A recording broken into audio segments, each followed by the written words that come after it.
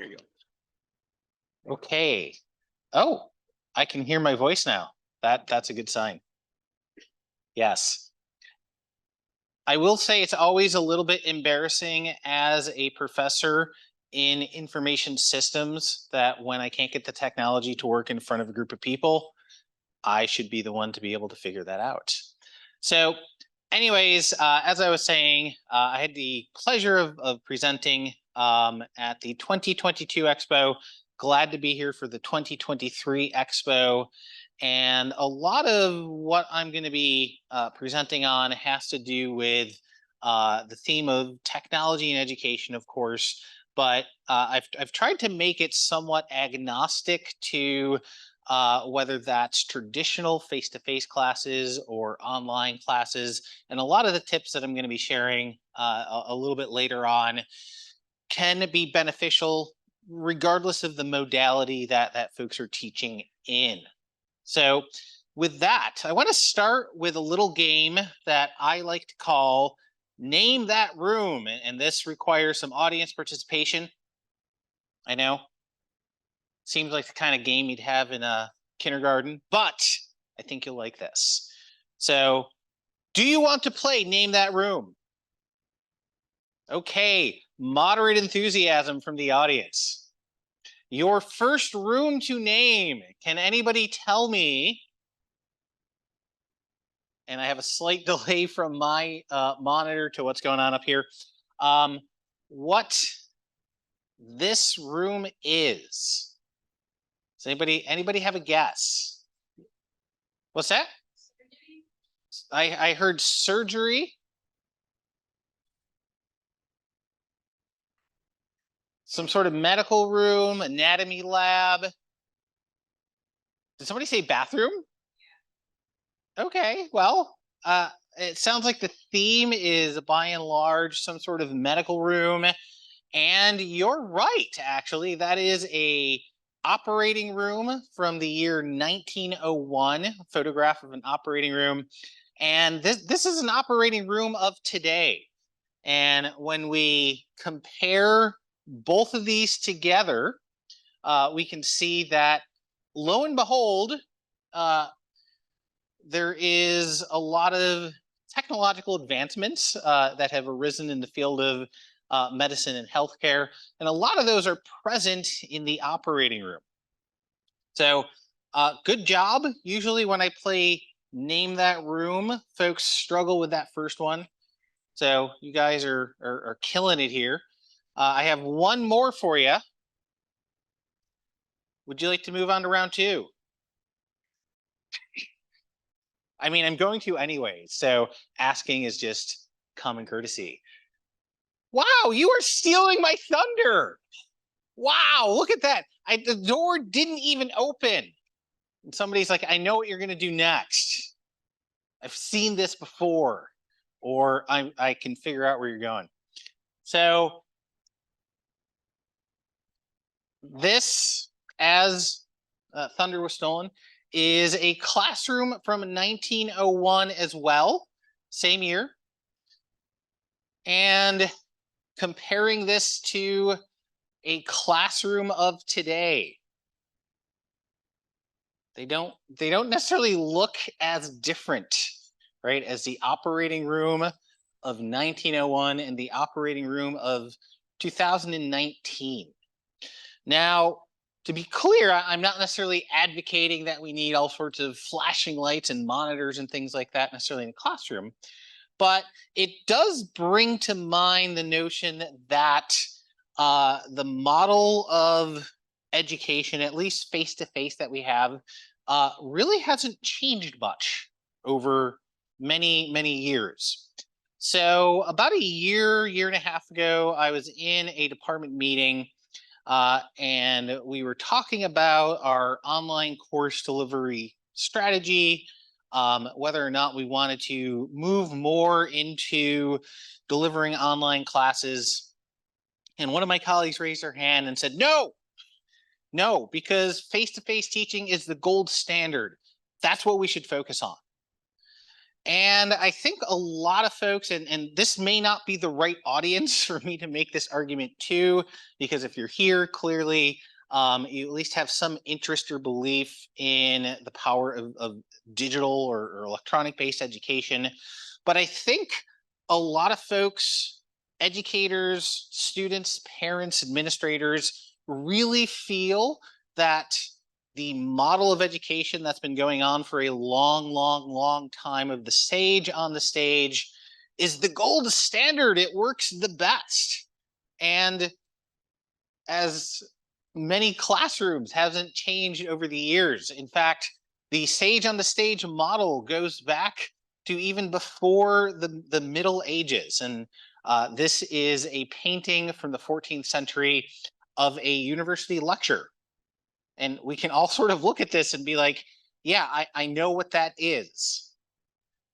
And again, I'm not advocating that technology and flashy things need to be everywhere. I'm not arguing that we need to adopt the flashiest and the fanciest educational technologies just because we can, just because we've invented these sorts of things.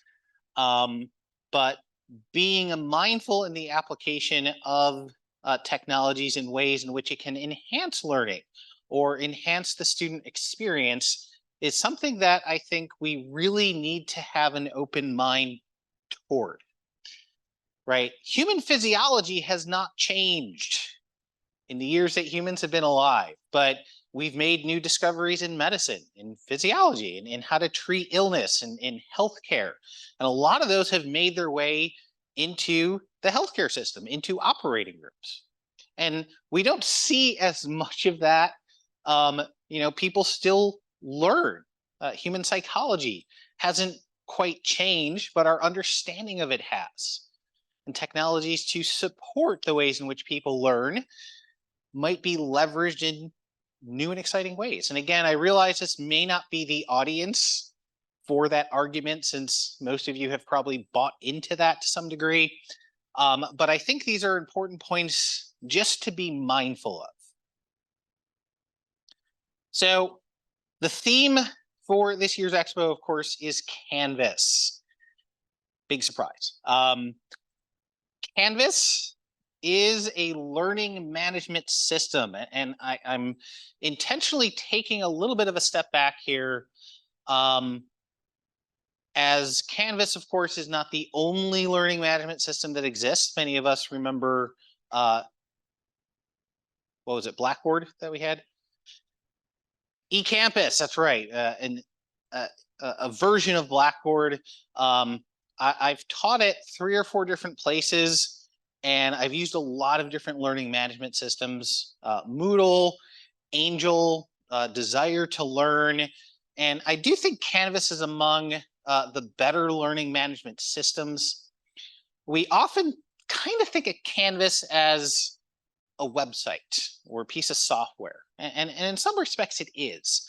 But that's one component of the system, right? When we call something a system, that implies there's a lot of different pieces to it. What are the components of a learning management system? Well, the Canvas software, but what else? You just shout it out at me if you'd like. Activities, sure. What's that? Content. Activities, content. Students. Here's some students for you. There's a little bit of a delay, right? Students are a part of the system. Instructors are a part of the system. Having a professor or teaching assistants, whatever. The course content is part of that learning management system, including all of the activities and assessments and tests and content that the instructor is trying to teach or give the students experience with, as well as, of course, the devices through which folks are going to access this learning software, Canvas. So as a system, right? There's kind of a central theme to this, and Canvas as a tool can help to enhance the ways in which instructors, students are engaged in that course content type of stuff. Any questions or comments at this point? Okay. So I kind of wanted to take a step back here and think about what is or what could be the gold standard for how we teach. Maybe it's face to face only. Maybe this model is going to persist for another 2,000 years and still be the gold standard. But maybe there's also ways in which we can leverage the affordances and the unique opportunities presented with tools like Canvas to improve the student experience. And that's what I'm going to be focusing on next here. So I don't think any one tool, whether it's Canvas or whether it's another learning management type of software, is automatically going to make learning better or the student experience better. And in fact, I've seen many examples over the years in which technology has gotten in the way. But if we use tools like Canvas mindfully, we can help to enhance the student experience rather than inhibit it and open up new possibilities and affordances that we might not ordinarily be able to open up in that traditional lecture setting in and of itself. Now, I think it's actually really good that when you get your Canvas shell for your courses that you're going to be teaching in an upcoming semester, that it starts you off with a template. Now, again, I know this audience is probably a little bit more active and proactive with a tool like Canvas, but I do worry sometimes that a lot of faculty members kind of just accept this shell as it is. And again, I'm not saying there's anything wrong with this shell per se, but looking at this from a student perspective, and this is a screenshot of that standard Canvas template shell from a class that I'm going to be teaching in this upcoming fall semester. And thinking about this from a student perspective, the student is part of this learning management system. Let's pretend it's maybe the 5th or 6th weeks into the semester. Student is dealing with 4 or 5 other classes. They're part of a student organization, and maybe they've had a family emergency. They're working a part-time job. They have a lot of things going on, and they're trying to get their homework done at, I don't know, 11:30 p.m. on a Saturday, and they're not sure what reading they have to do for next week. Maybe it's in the syllabus. Well, maybe. I know as a professor, oftentimes the schedule I post in the syllabus that I anticipate for the semester changes over the semester as things happen. So it may not be up to date. And sometimes we just kind of put a general outline of what's coming up in a syllabus. So is it there? Is it not there? Well, maybe it's under Canvas resources because this class uses an electronic book. And, maybe that's where the electronic book resources are. Or maybe the professor uses modules. And yeah, you know what? In this example, it's probably not going to take the student that long to figure it out. But the problem here is that they've needed to take some time and really think about this. It isn't quite evident. And again, nothing against this template. And we've probably heard some folks who really like having certain components on a Canvas landing page that I'm not a fan of. But the Canvas landing page, the first thing a student sees when they log into Canvas for a course, it should be as helpful as possible to them as much as it can possibly be. And it's not helpful on this page? This gigantic Texas A&M header. I think all the students already know that they go to Texas A&M, right? So does this really need to be there? And again, everyone kind of has their own thoughts and philosophies on this. I know a lot of folks are proponents of having a welcome message on the homepage, but the welcome message kind of works okay on day one, maybe, when you have some things you want the students to know. But after that, it's just taking up space. That is prime real estate that could otherwise maybe include content or links or some sort of information that would be more helpful to a student trying to find something about the course. So this leads me to my first tip for leveling up with Canvas, and that is don't make them think. Seems kind of weird, doesn't it? Don't make your students think? How is that useful? Well, here's what I mean. And I'm going to show you an example from a previous class that I taught and redesigned the Canvas homepage for. And I did this obviously last semester. And in fact, I have come to believe there's some things I could have done better on here. And I certainly recognize that not everybody has the time or the resources or the Canvas know-how to greatly change the content that's on the homepage. But I just want to highlight some things I put on that landing page. And really what this is about is what is most immediately evident to students when they land on that homepage.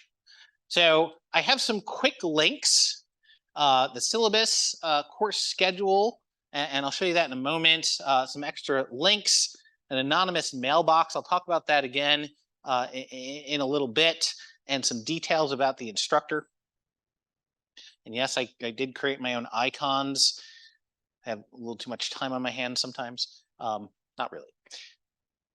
The schedule, I think, is something that students need to have an up-to-date schedule. I know Canvas has a calendar tool built into it, but oftentimes instructors don't have that going all the way to the end of the semester. So what I do as a practice in all of my courses is keep an up-to-date schedule, and I make changes to it as we go along if we need to.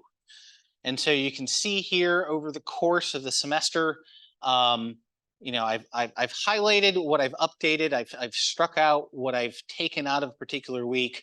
But this way students can kind of know exactly what's going to happen in a given week and what I'm planning to do in future weeks without having to think about it too much. I also create quick links to the weekly modules. So in my classes, I try to chunk my weeks up into modules. And although it's not really evident here, I don't post a button or a picture for the module until we're actually into that week. So that way they don't really have to think about what week are we in? What is the topic for the week? And when they click on one of these module buttons, and I have a slight delay here, of course, it will take them right to that module, right? And in that module, I have the content chunked up into the instructional content, the deliverables for that week, and a wrap-up. I start off with a checklist, and as you can see, I just have 2 weeks here as a sample. It includes a checklist, again, the instructional material, the deliverables, and then a wrap-up, and I'll speak a little bit to part of that a little bit later on. But this sort of spells out everything we're doing in that particular week in that particular module. I was very skeptical. I know there's a to-do template in Canvas.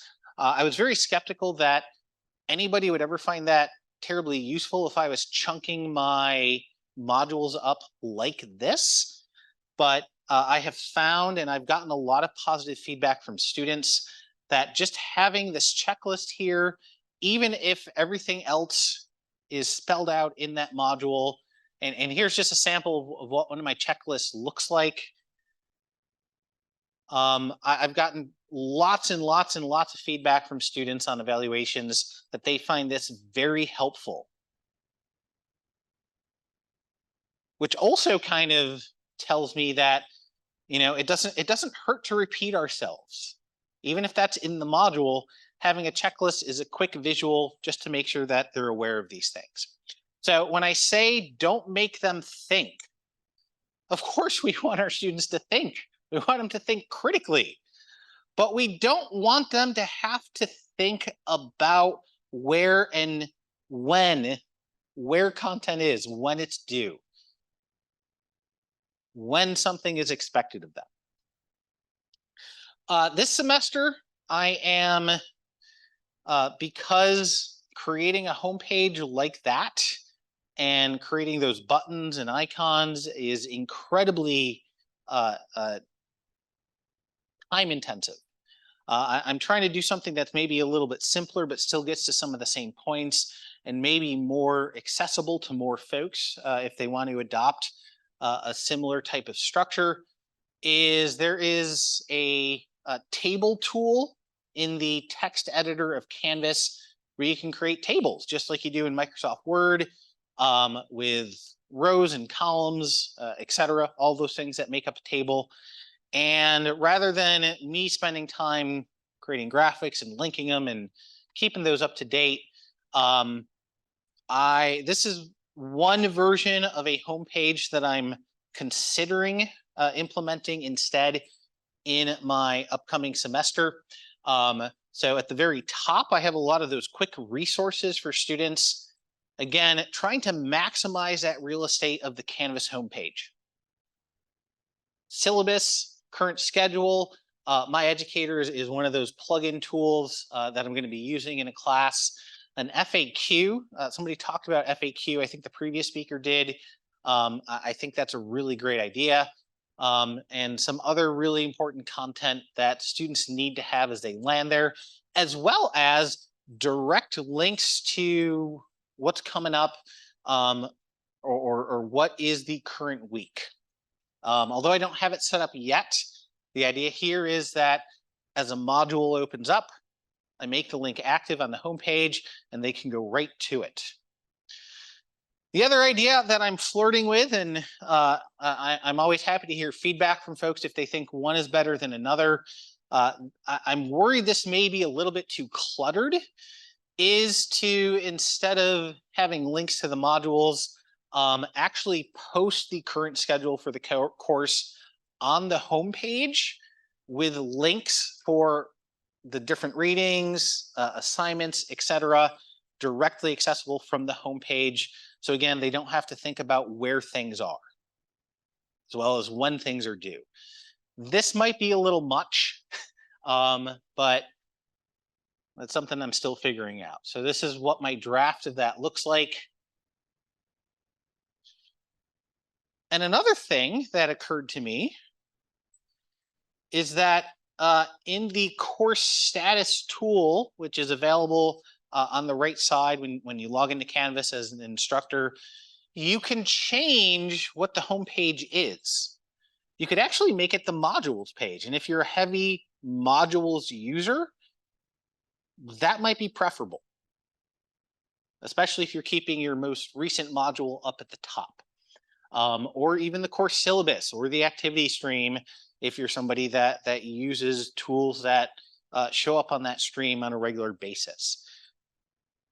So my lesson there is really make that homepage, that landing page, meaningful.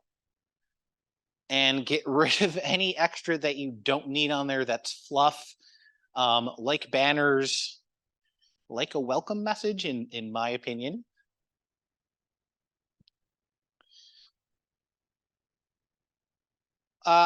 Someone, aside from the name that room instance where somebody stole my thunder, talking about FAQ pages earlier was something that I also wanted to show.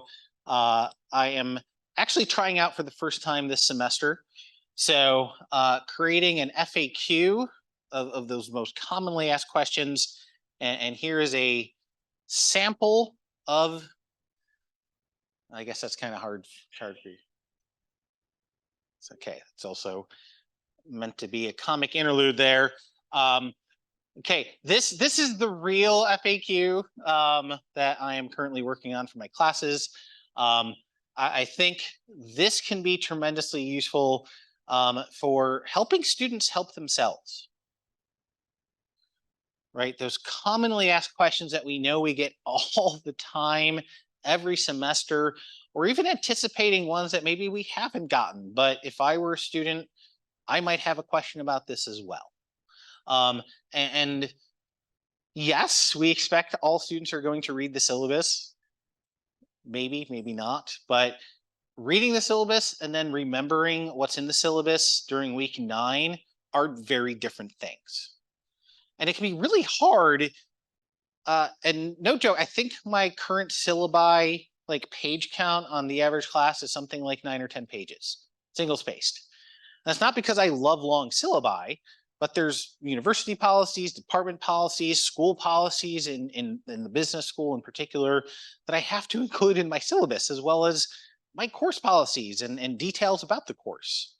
So having something like this can save some time and energy from students having to figure out where some of this stuff is.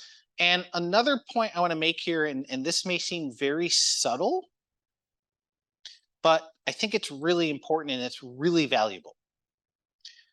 Notice, and I know it's a little bit hard to read here for the folks in the room, I have bolded keywords in the questions, right?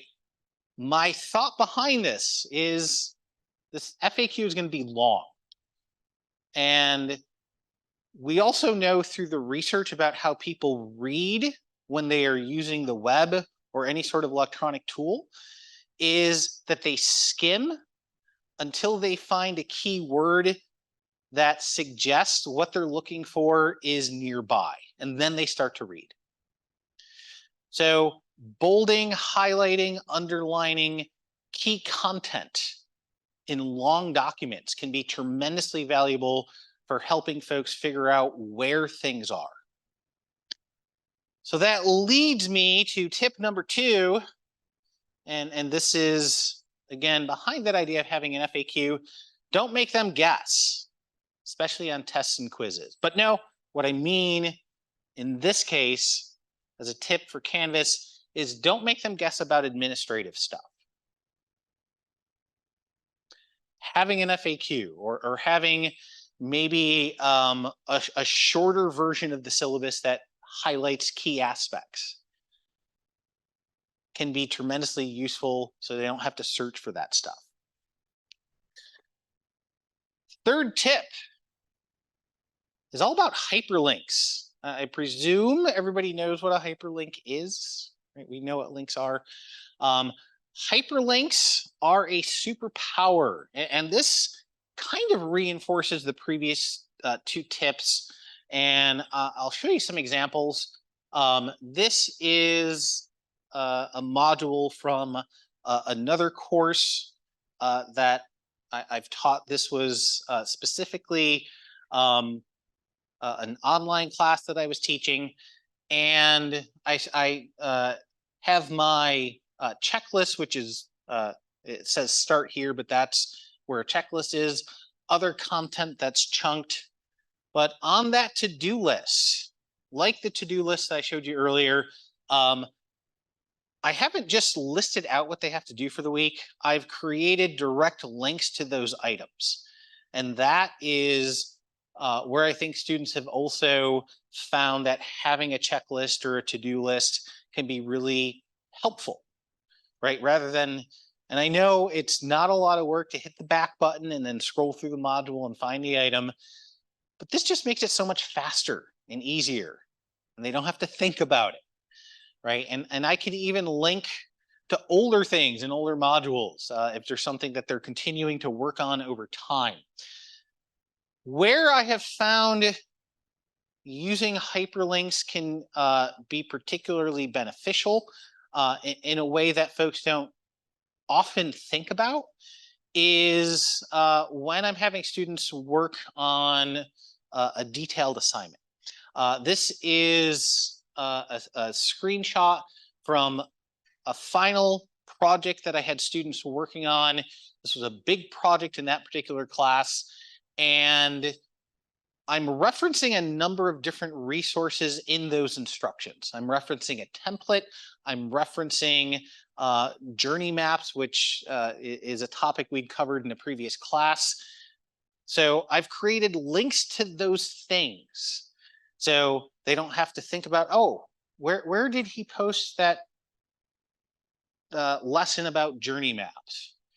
And as I go through here, right, I have a couple of items, and just in the interest of time, I've only given a small snapshot of what's included in these instructions here, but they can easily go back or easily navigate to these other topics or more information about these topics without having to, again, think about it too much.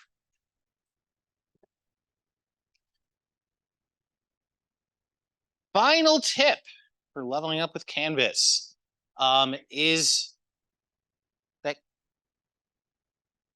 you can leverage this learning management system in a way that can help to foster communication in ways that may not be possible in the more traditional classroom. So as an example of this, a lot of instructors are very familiar with using discussion boards in online classes. And in fact, I never really thought about using a discussion board in a face-to-face class until this past year. I thought about it on the suggestion of a student who, in conversation, noted that they oftentimes had something to say about the class, but were too shy and had a lot of social anxieties to raise their hand and ask a question. So whether I'm teaching an online class or whether I'm teaching a face-to-face class, I've started the practice of including an open forum at the end of each module.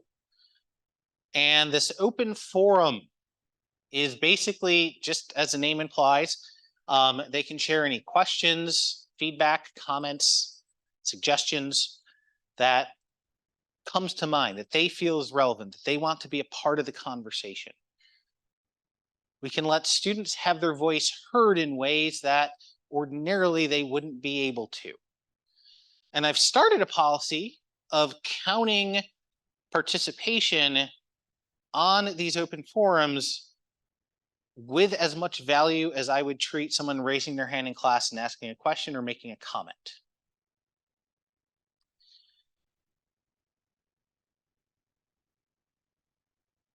Now, Canvas has, just as of, I think, this summer, in fact, added a feature where folks can post in the open forums anonymously.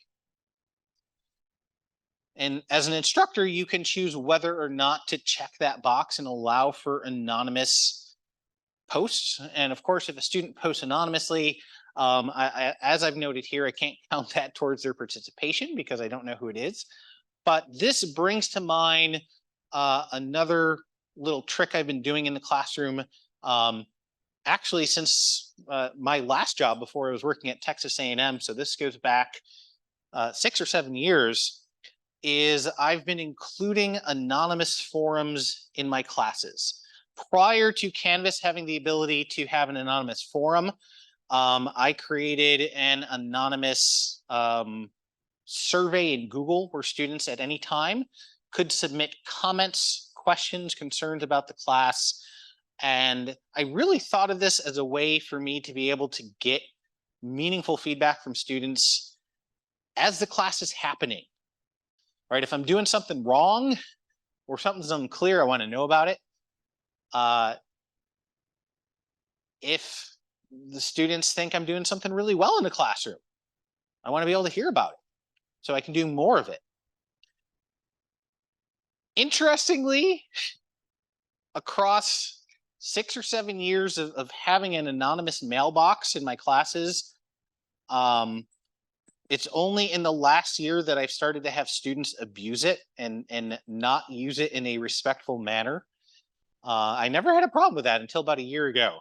And some students started critiquing my dress in class and not necessarily in a respectful way.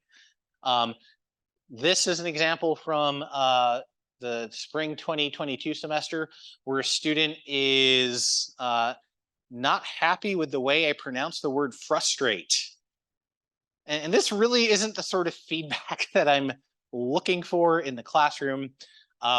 So it can be a bit of a double-edged sword, but there's also some really good stuff here. Students asking about quizzes having a longer time limit. A couple other things here, asking about if they can attend a different lecture, if they're not going to be there on a particular day.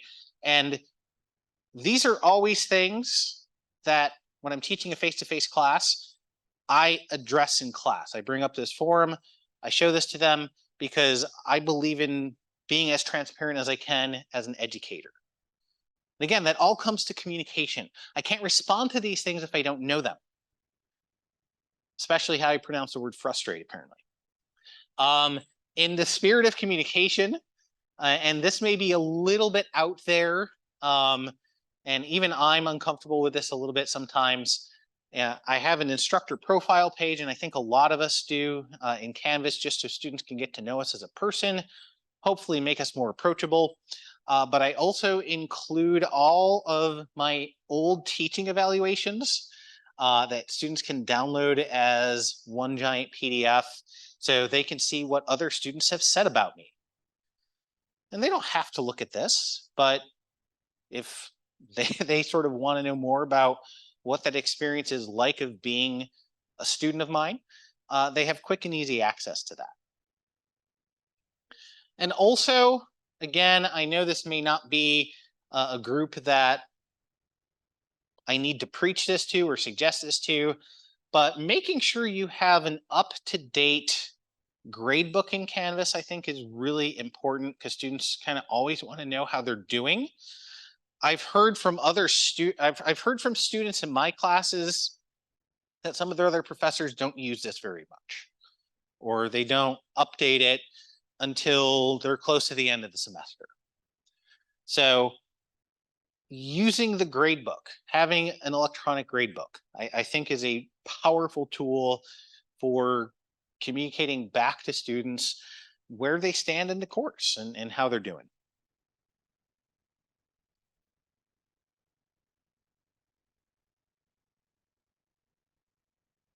So in summary, these are my personal 4 tips for making use of Canvas, for being able to bring in some new possibilities that maybe aren't possible in that more traditional classroom, right? Having students have to figure out or think about where content is, when it's due, helping to minimize some of those administrative questions,